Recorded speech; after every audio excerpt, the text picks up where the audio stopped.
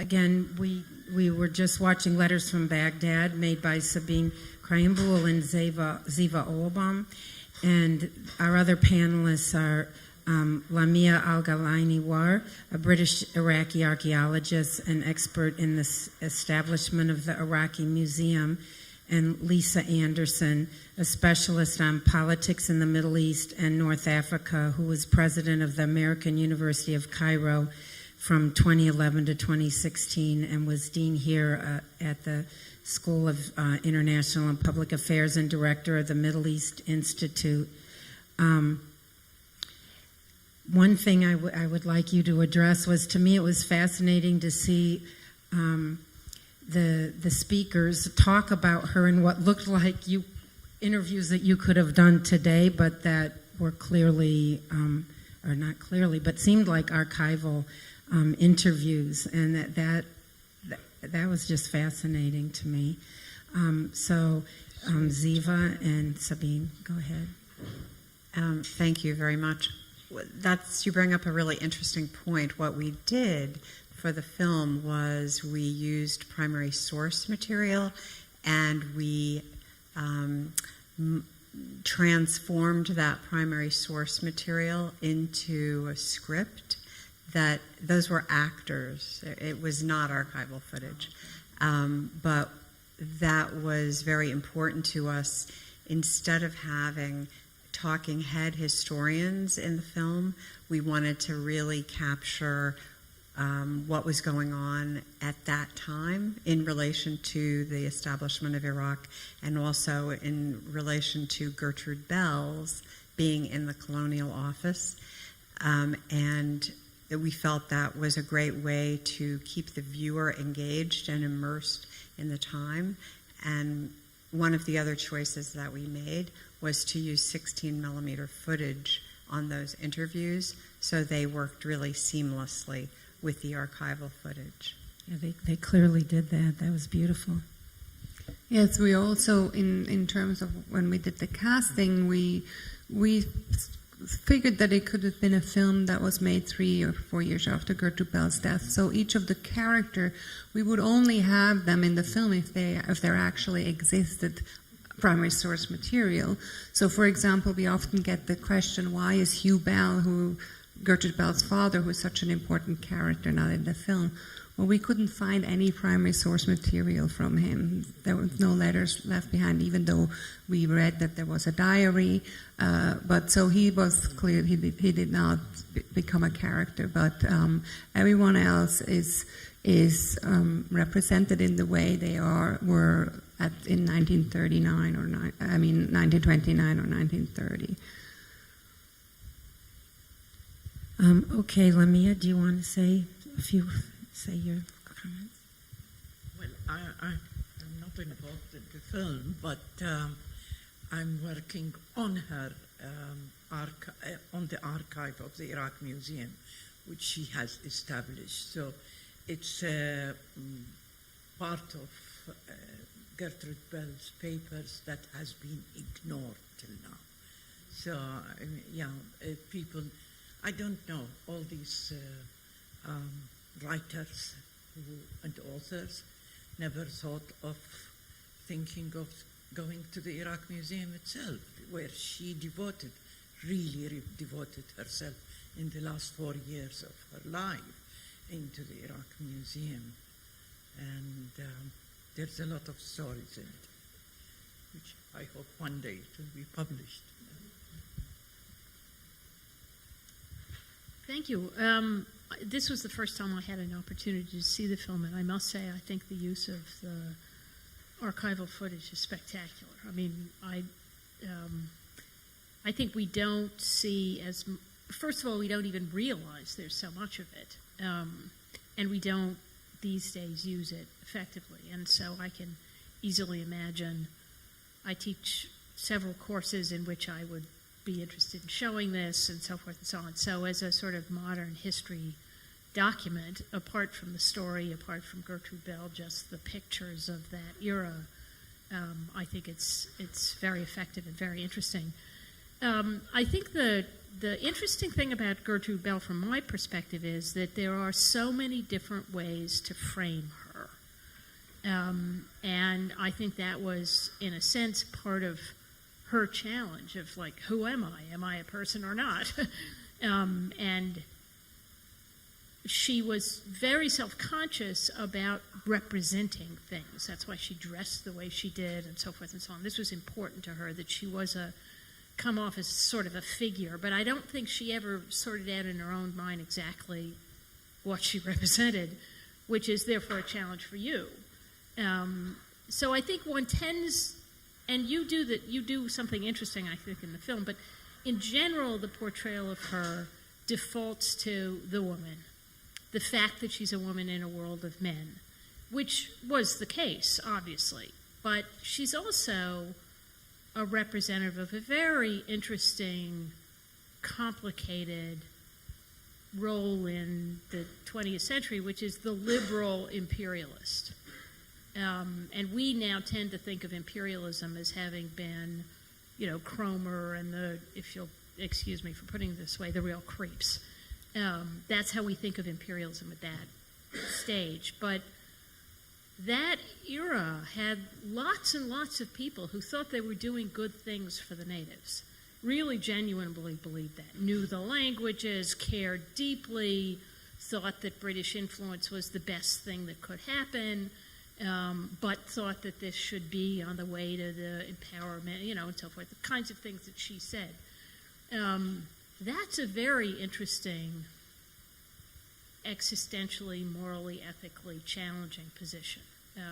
And I think you pick up on some of that in the film. Were I to show the film in a class, that's what I would be wanting the students to pull out of it is, there are lots of people, including this very moment, who are in the same kind of position, actually, who want to do the right thing. And finally, just to wrap up this piece of it, there's a book by a woman named Emma Skye, who worked with the Iraqi U.S. Provisional Authority, whatever we called it. She's British, but she worked with the Americans. And she reports that the Iraqis would describe her as Gertrude Bell. So there really is a history of remembering Gertrude Bell and recognizing liberal imperialism when you see it. Mm-hmm. So anyway, I just thought, I think it's an opportune moment, actually, to resurface who Gertrude Bell really was as opposed to this sort of label. So anyway, congratulations. Thank you. You put it really well, fantastic, the sort of framework under which we should look at Gertrude Bell. And for us, it was always this figure that on partial, is kind of controversial, that has all these different sides, is highly complex. And from the beginning, we thought this film would make a great springboard for discussion. When we started the film, it was 5 years ago, and it was at the moment the U.S. had pulled out of Iraq, and so the political sort of context had shifted to the background.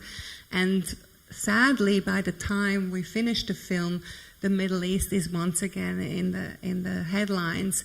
So I think this, for us, this is obviously something, a great environment in which to be really watching the film, and for an audience to be watching the film. One of the other things that you said was interesting about Emma Skye, who in fact has seen the film and really, really likes the film a lot. Emma Skye actually looks a little like Gertrude Bell. Yes. One thing that really surprised us as we were getting deeper into our research was two things, really. One, how many people in the UK, and even in her region of the UK, have never heard of her, but to what extent Iraqis have remembered her. And we screened out in Washington, D.C. a month or two ago, and the Iraq ambassador to the United States saw the film previously and then was at that screening and said a few words, and he really was talking about the the designation Al-Khatun and saying, you really need to understand this is a real term of respect, and it's not a term that's thrown lightly around. And when we had another meeting, actually, at the embassy, the gentleman we were talking about Gertrude Bell, and then he actually said, "Oh, you mean Miss Bell. So there's seems to be enormous recognition still in Iraq about her. It's not, she did have a lot with the society. People did remember her in the society. My last visit, I met the grandson of Haji Naji, her real friends in Baghdad. She had a friend who was a farmer, then outside Baghdad. Now it's really in Baghdad, his orchard, which is still an orchard, the only piece in that area which has not been built. They still kept it as an. And when we were talking, and he said, "Well, our legacy is Miss Bell. This is for him. It was that's what they are proud of." That's amazing. Yeah, it's very interesting. But there's a lot of families who remember her till now.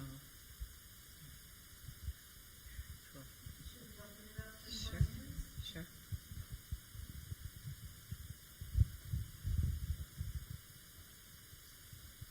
Can you update us on the state of the collection of the museum after what happened during the war, and how much recovery has been done, and what still has to be done?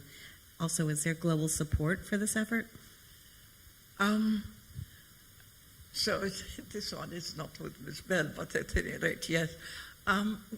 It's not as, it's bad because there was about 15,000 objects that were stolen looted or stolen from the museum. About 4,000 has come back, and the rest hasn't.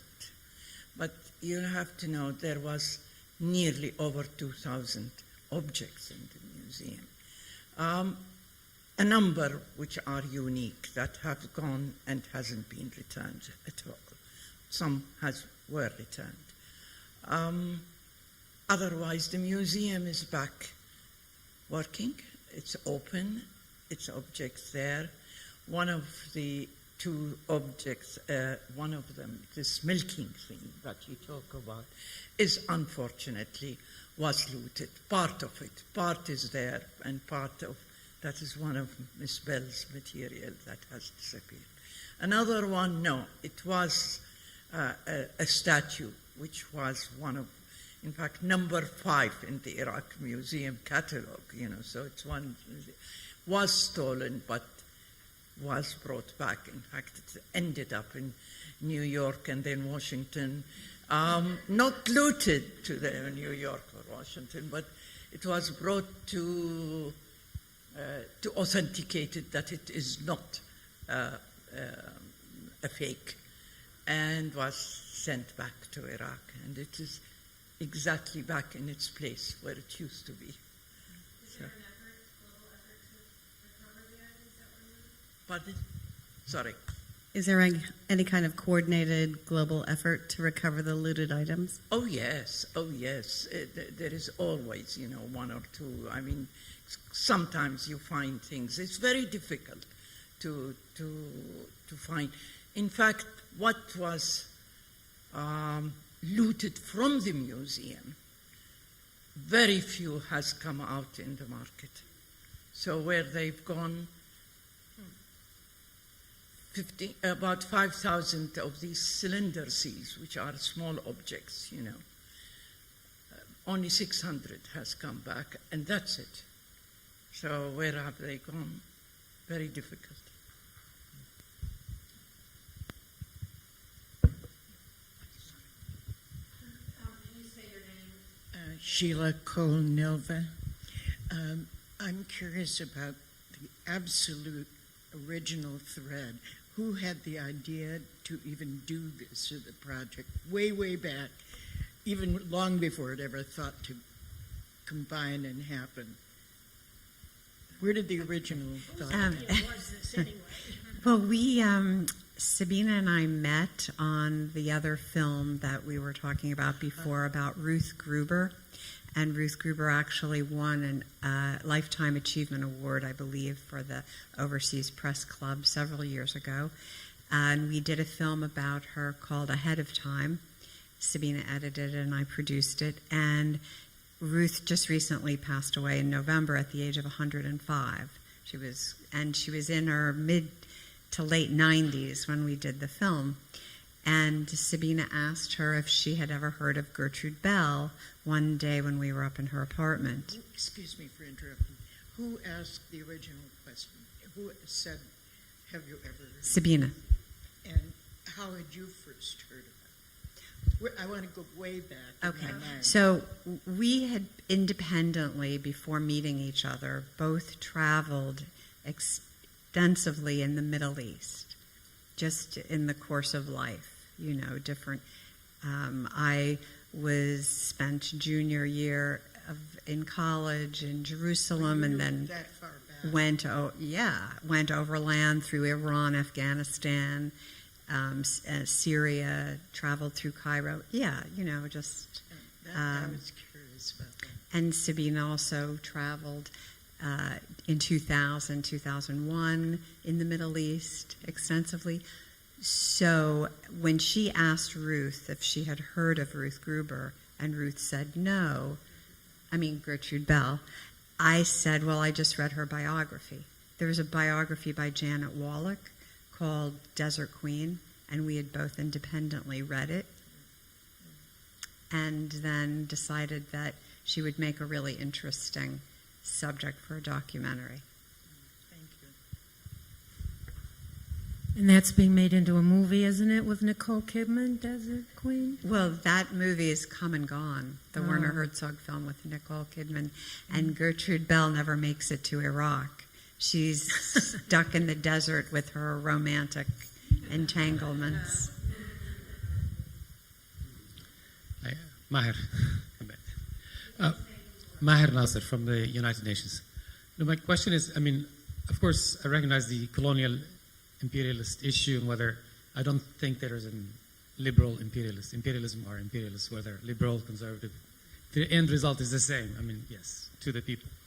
But my question is, of course, the focus is clearly on her being a woman in the world of men.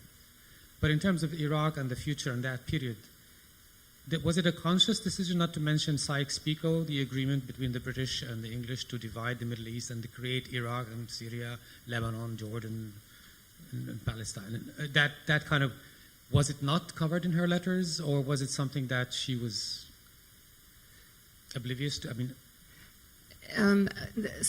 We mentioned the SykesPicot agreement briefly in the film.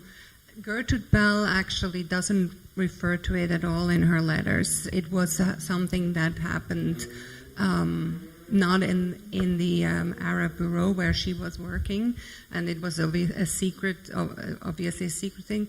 And in terms of drawing the borders, her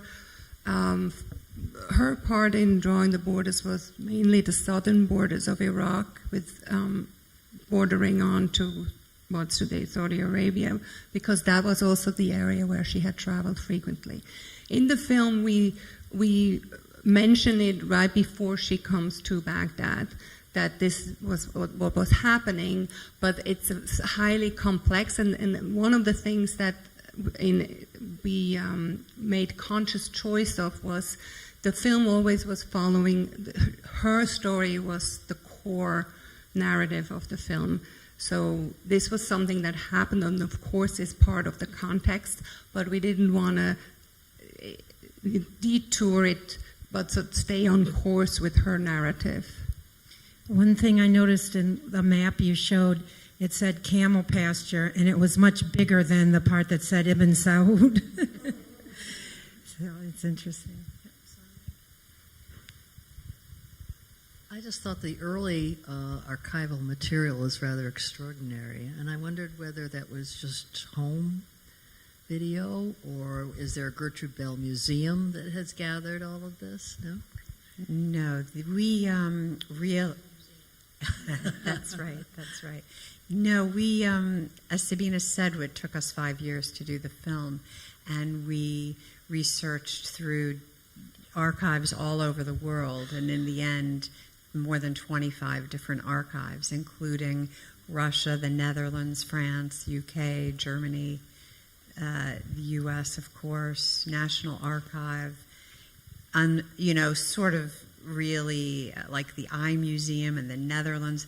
We really covered the world in trying to research different pieces of footage. So there is a Gertrude Bell archive at Newcastle University, and that's where her photographs are, and 1,600 letters that she wrote to her family. And other letters of hers are in different archives, but they are a partner of ours on the film, and they were an enormous help to us. Huge, yes. And not only did we list the archives, which is much more typical in a film, we also listed the archivists because we really worked with them as partners on the archival footage finding.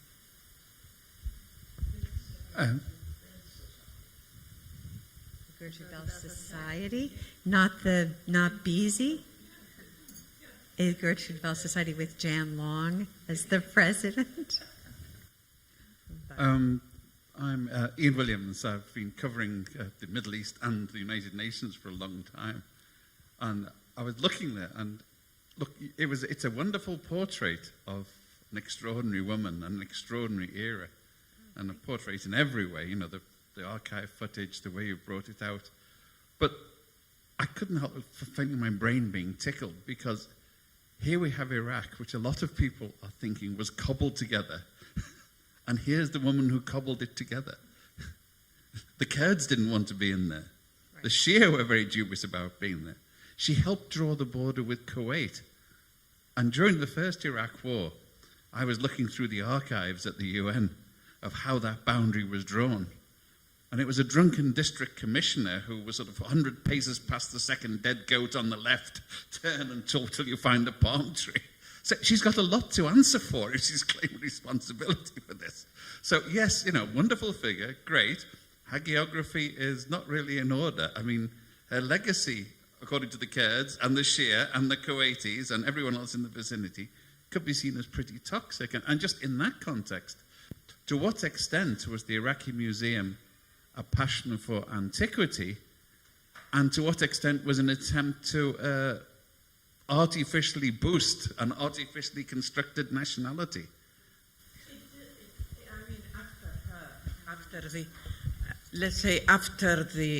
She was there only for 4 years, unfortunately, she didn't stay long. But the Iraq Museum did follow her guidance of how it started, the museum, and the type of dating and so on. The thing is that the Iraq Museum did play a very important, in the identity of the Iraqis, because what happened is after her, by the 1930s, when the museum got bigger and they have to have labs for conservation and so on, the first thing they did is that they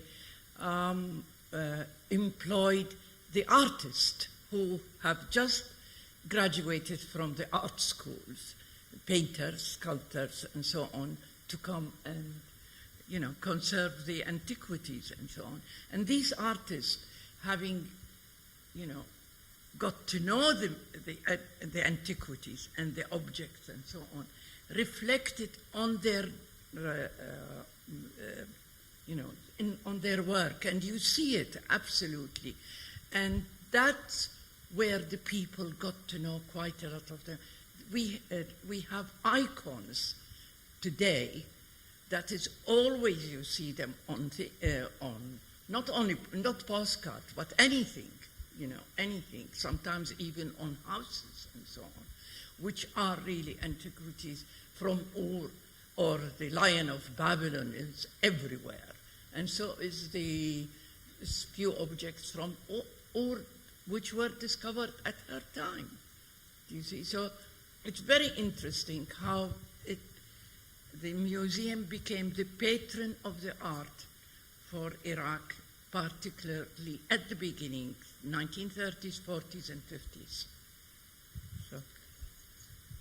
I think, if I may, I think one of the real challenges in picking out an individual and saying we want to tell the story of this individual is there's a personal element of this, particularly if you use letters, people who knew her, her own, What's not there, and I think it would be hard to do this, but is a description of the books that she wrote, the impact she had on, she was an imperialist. She was, in her own estimation, a liberal imperialist, just as many of the imperialists of this day think of themselves as liberal, doing good, so forth and so on. And yes, I think the museum was completely effort, subconscious. I mean, the question is, how conscious are people at the moment when they're doing this, when they're writing to their father saying, this is what I'm doing? Very few people saying, I'm doing nation building. I mean, now maybe more because they graduated from the public policy schools, but not that many. So you have this really interesting dilemma of people presenting themselves to their parents and their friends, and this is what I'm doing, and now I'm feeling better, and my bronchitis is over, and you should really see in the papers what's going on here, and so forth and so on. But there's not that historic consciousness that we can, in retrospect, look back and say, this was British imperialism at its highest point. This is what she was doing. This is why there was the museum, all of that. She's not going to say that in her letters. And so then you say, well, how do you weigh those various sources? How do you weigh that self-presentation, that self-understanding, as opposed to our now being able to impose an understanding on her? I think it's a really interesting dilemma. I don't think so. Again, if I were, if you will, teaching this, there would be a wraparound of what was going on, the Sykes-Picot, Balfour, so forth and so on. Who was Faisal? Why did he matter? Why did he show up? Why did it matter to Gertrude Bell that he was the one? So forth and so on. There is a political backstory there, but she's not explaining that to her father. So depending on how you do the sources here, she thinks that she's advocating for an Arab government. Okay, maybe. But anyway, so in that sense, I think in fairness, this film is what it says it is. It is based on the materials that are available of voices of that time. And very rarely do you hear that. So that's an interesting perspective, how much we can tell about how she understood what she was doing. And from that point of view, over the course of her life, the fact that she's a woman gets more and more irritating to her. It's harder and harder. She sort of starts her life thinking this is an adventure and she's just as good as anybody else. And then toward the end, when people are, Percy Cox isn't there anymore and she's being sort of excluded or treated like a woman and so forth. So you see a progression there that I think is also an interesting story and a politically inflected story. But from the point of view of the region, I think, yes, you're entirely right. The museum was to make sure that everybody understood there was an Iraq to be governed.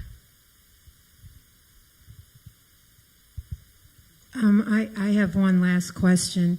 From a historian's point of view, you mentioned thousands and thousands of letters she had, and now it's, even though people say emails never die, in some ways paper lasts longer than some of the things we do now. So if people would come back and find a person in New York now to write about 100 years from now, would they have the same type of materials to work with? Archival. Well, I mean, it's interesting. Who knows? I mean, what's not in the film, again, because it doesn't have much narrative oomph to it, is her books and her technical reports and so forth and so on. So I just spent 8 years at the American University in Cairo writing the equivalent of technical reports. You know, memos about this thing should happen at the so forth and so on. You could look at those archives. I'm not sure. I mean, they're a bureaucrat's reports. They're just as interesting as any bureaucrat's reports. You could also look at my emails to my children about what was going on. You would have a very different view of my experience, my priorities, what mattered to me, so forth and so on.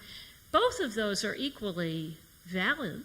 Those emails are my emails. Those reports are my reports. So from that point of view, this issue, I think you're going to be able to find the equivalent of the letters. And in some ways, the absence of the father's letters, you're probably going to get the emails back from my kids saying, would you please text me? I don't read email anymore. You know, so there'll be some of that. But no, but what's interesting to me is the extent to which your selection of sources, if you want to make it a personal story that has a personal energy in it, you did actually have the cover page of the, Desert and the Sown and so forth and so on, an acknowledgement of that, but you didn't parse that because that's not that visually interesting. So it just seems to me that part of what's interesting about this is if it's driven visually, that in itself is going to frame the media that you emphasize. So the fact that you can have people read letters, the fact that, so forth and so on is important. Buried in the archives, or not even buried in libraries and so forth, are her technical reports, or her, the books she wrote about her travels and so forth and so on. Also interesting, but they wouldn't be interesting for this purpose. I just wanted to add something aside from the letters, just as one example, that source did not come from a letter or from a political document, was actually the Iraqi point of view, which we have. One of our characters was created from an opinion page that was in a small edition of Al-Istiqlal, which was a leaflet that only came out during the rebellion in 1920, which is very rarely covered in historical books, and so we were lucky to actually find originals by working together with the Iraqi National Library and Archives, and they had just started to be reconstituted because they were also destroyed in 2003 or partially destroyed. And so we found these, were able to use that as one of the documents that it was based on. So there were that kind of documents, letters, political communiques, all kinds of different things. So part of what you hope is that the students, my students, and I'll, show the film, or will start saying, so where did that map come from? Who were these people? So it's the introduction of another generation of young people, or the public in general, to a story that is as alive today as it possibly could be. And this is an entree into that, among other things.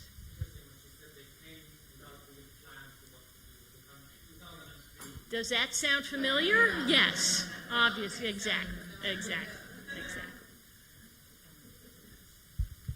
Yes, one of our motivations at the very beginning of the project was to show the parallels, and what was our frame of reference was the 2003, because it seemed like there were so many parallels between 1917 and 2003.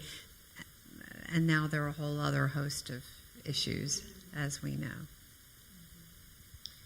On that note, thank you very much, Sabine, Zeva, Lisa, and Lamia, for a wonderful film and a very interesting discussion. Thank you.